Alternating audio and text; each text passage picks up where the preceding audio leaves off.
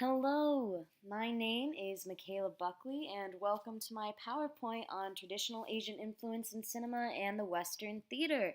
Let's get started. So to start off, here is a production of Drums in the Night, which was directed by Yuri Butystov. This picture is the cast all performing Buto. This production of Bertolt Brecht's Drums in the Night was produced in the Pushkin Theater in Moscow, Russia, and directed by Yuri Butystov. This production was extremely avant-garde, and they used Buto at any moment of emotional intensity to draw upon the Earth's energy and move the show forward.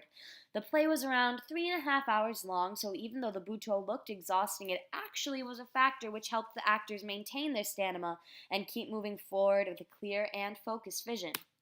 Up next, we have KWLT's Kabuki-inspired Macbeth.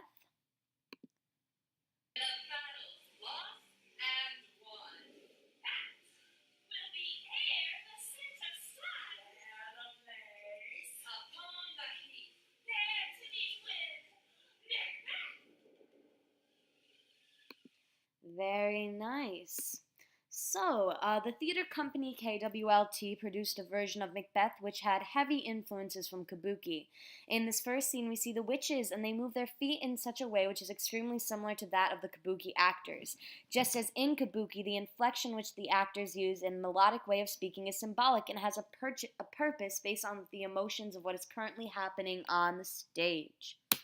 Next is Stephen Sondheim's Pacific Overtures, something that is extremely specific and taken from traditional Asian form. I can't find it in the video again, but they do use a ramp out from the audience, which the main characters such as the Shang and the Zhou and the Jin, they all make their entrances through that ramp onto the stage, which is taken directly from those traditional Asian styles. Here we can see some acrobatics happening and dances around on the stage. Again, another technique which is taken from those Asian forms. All his acrobatics, he's a jumping and moving man, going all around.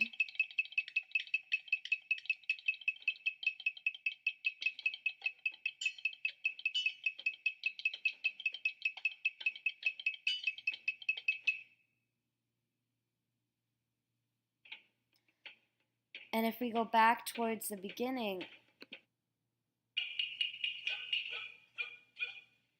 his companion and his mother.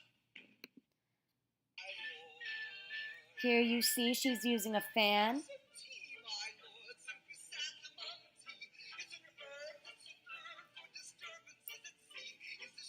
This fan is another traditional form taken from Peking opera.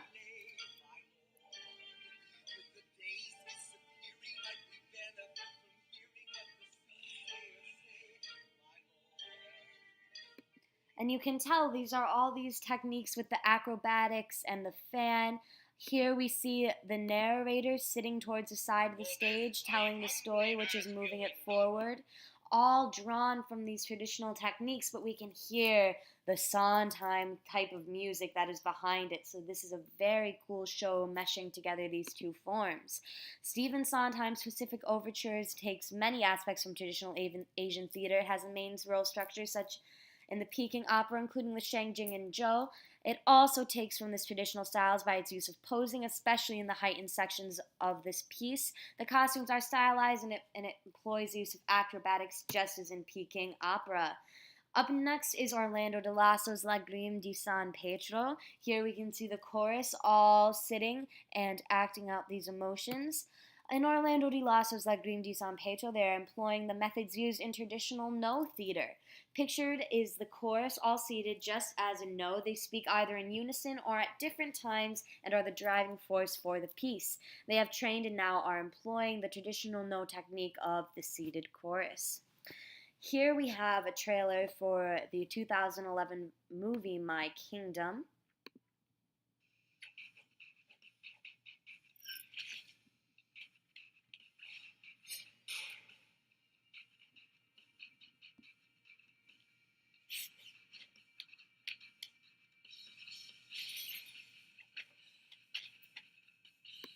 Very nice. You see, in this trailer, we see lots of the kung fu that is employed in this movie, but also this movie is a love story and has to do with Peking opera. My Kingdom pulls many things from traditional Peking opera. It praises the lifestyle of Kung Fu, and the message of the movie is that one must not only be a warrior on the stage, but also in real life. It also uses traditional Peking opera dances alongside the acrobatic work, which is drawn from that style into this movie made for young people today. Here we have Einstein on the beach.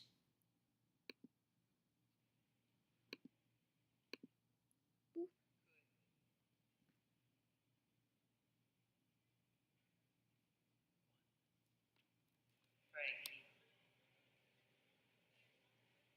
it could 30 be.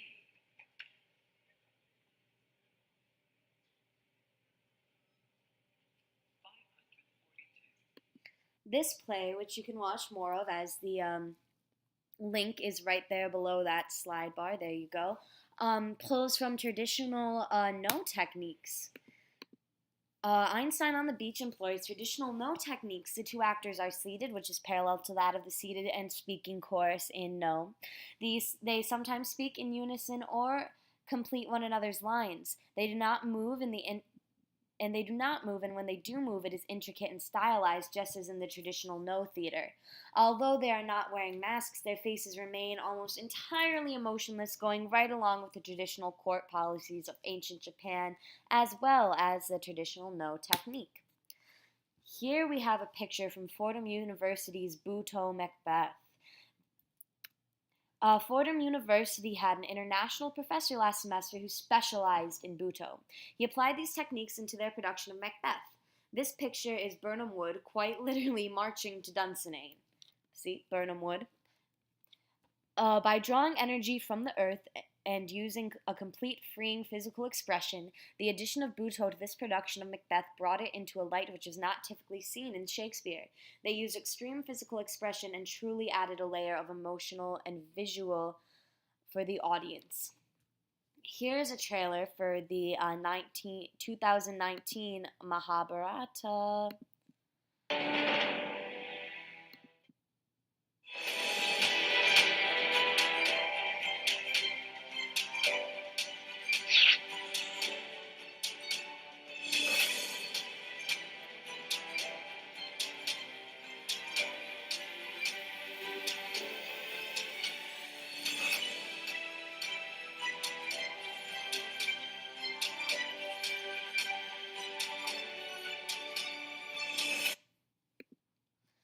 The trailer for this new Mahabharata movie draws on traditional techniques by making art which has spiritual value.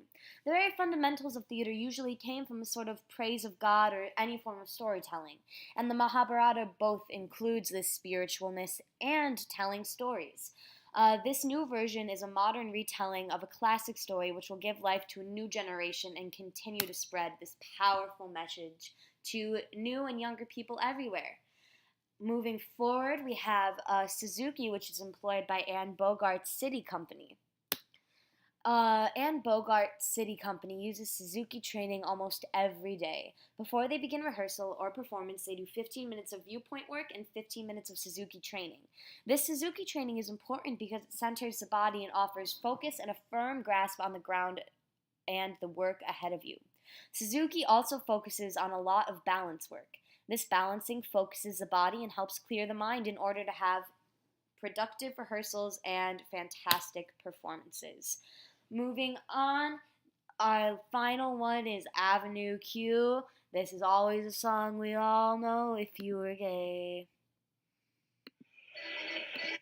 If it were me, I would feel free to say that I was gay, but I'm not gay. Mickey, please, I am trying to read that.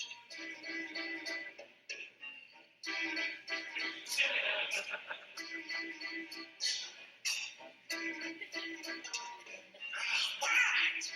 If you were queer, Mickey, I'd still be here. Mickey, I am trying to make this Year work. after year, Mickey. because you're dear to me. So, as you can see, Avenue Q has some inspiration from that of the traditional Bunraku puppet theater. Although the actors are visible, the story is told entirely through puppets. This story, as well, is not a children's tale, and it deals with some important issues facing adult life today. That is similar to the Bunraku puppet theater, which told stories of the warriors and the court time of which it was created. Both are not just funny puppet shows for children, although Avenue Q is rather comical. It takes from Bunraku with its use of puppets in order to convey its message. There's my bibliography. Thank you so much for watching. I took a lot out of this course. I learned many things about just culture and theater in general. A wonderful time. And I will be looking for more Asian influences in the Western theater, which I do consume today. So, again, thank you. I hope you have a wonderful rest of your summer.